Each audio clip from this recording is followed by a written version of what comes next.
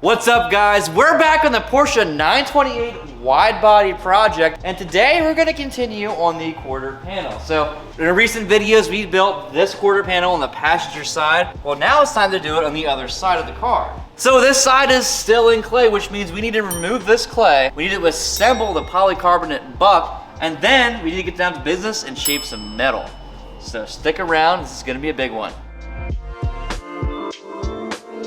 So we have these 1/2-inch thick sheets of polycarbonate that were milled down to be the slatted version of a buck. A buck is used for metal shaping to guide your metal work. As you can see in the floor down here, we have one of them already assembled from the passenger side, as well as a thin wooden one from the fenders up front. We went this route because the polycarbonate, you can actually see through it, whereas the wood, it's opaque and you cannot. You have to cut windows and whatnot. It's a lot of extra work, and well, this is cooler. I'm gonna go ahead and slap this together quickly, and then we can talk a little bit more about it so it makes a little bit more sense once it's fully assembled.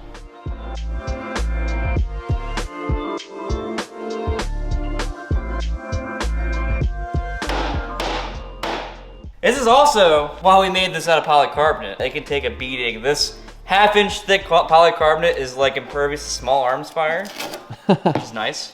I can hit this as hard as I want. I can try to bend it, whatever. I will not be able to damage it, deform it. And as it sits around over the years, it won't warp either because it's plastic. It's not gonna be like the wood one over there that'll change shape over time or splinter or become weaker. This one will become stronger. Not really, but.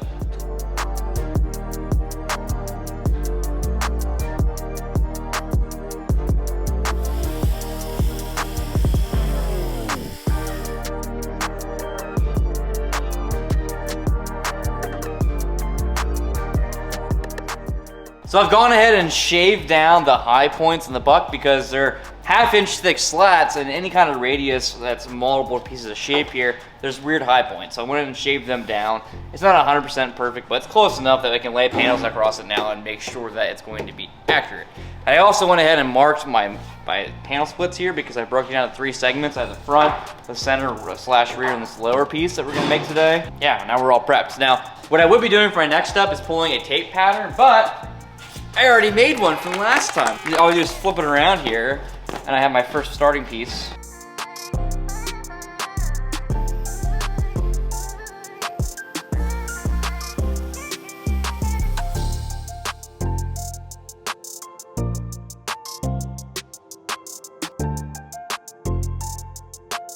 So what I'm doing here is I'm trying to make consistent hits throughout the panel. If you hit it lighter and hit them close together, rather than heavy hits that are spread out, they'll be easy to work out later, because if you're hitting it hard and spacing it out, then you're stretching these independent spots that are just gonna be kind of spread out, whereas if you want it nice and tight, you'll be much better off. So what I'm doing here is I'm just massaging the panel out to shape that I want. So then I can walk up to the buck over here, hold it up to where it's supposed to be approximately, and then I can look behind it. All right, so you can see in about the center where the panel is touching the buck itself. That's where I'm locating off of. And then around it, you can see that the panel is floating off the buck. That means, because I'm stretch forming, I need to stretch more where it's contacting until the rest of it will contact as well.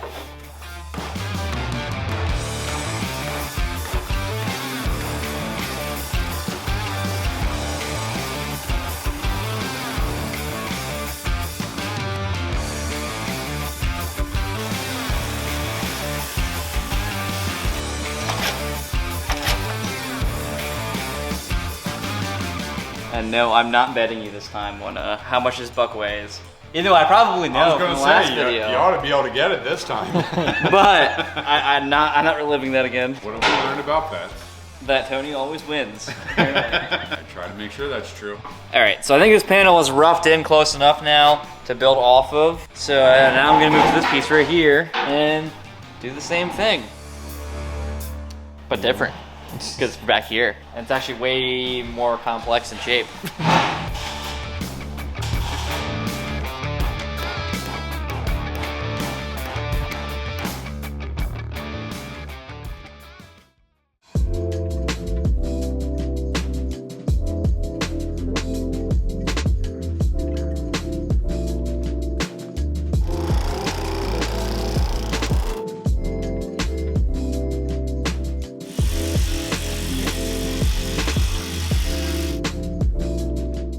That's a lot closer than I thought. It was funny how like you hold it up there without any tension on it whatsoever, and you're like, I don't know, but then you just like, boop, Do one little and thing. it lines up. Yep.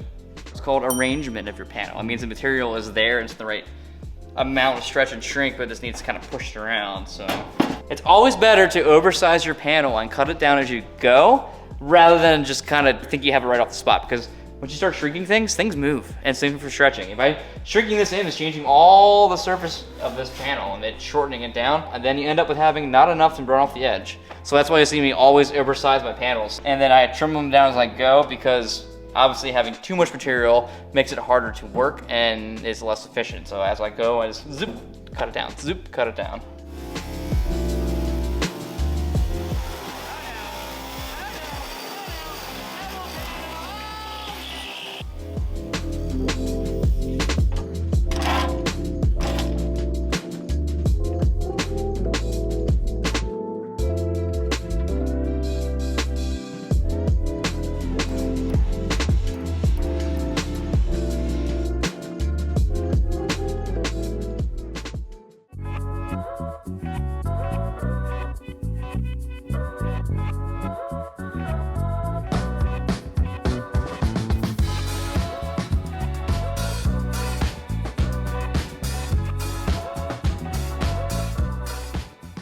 Look at that! It's amazing what flanging an arch does to make it look like an actual quarter panel. So like when you tip a flange, especially like inside an arch here, you actually have to stretch the inside of the flange, otherwise it kind of like bows in.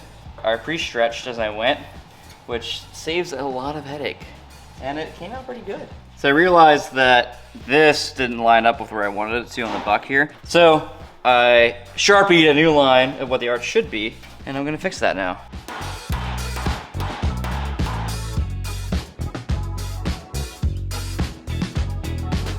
I fixed it. I just realized I have shelf space for all my tools. Or a nice organized space. Like it looks like a vape shop up in there, honestly. Bam, now it's a vape shop. Bam. Whoa, bro. Yo, we're gonna go cloud up the joint.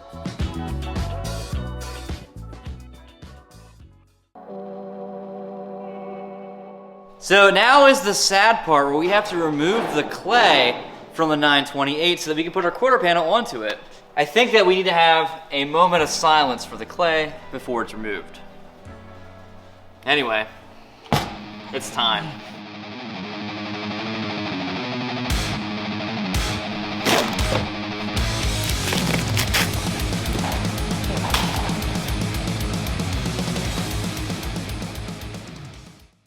There it is. The bag of clay, bag-o clay. I'll tell you what, 3D printed tools for the win.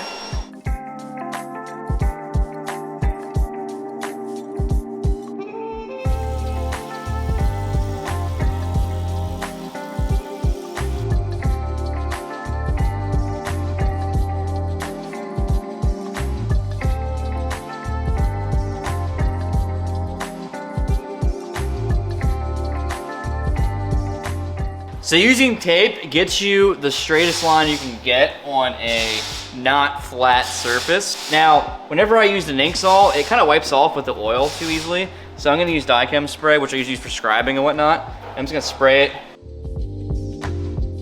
That line should stay a lot better. And then now I can go through and planish it out and have a nice defined ridge.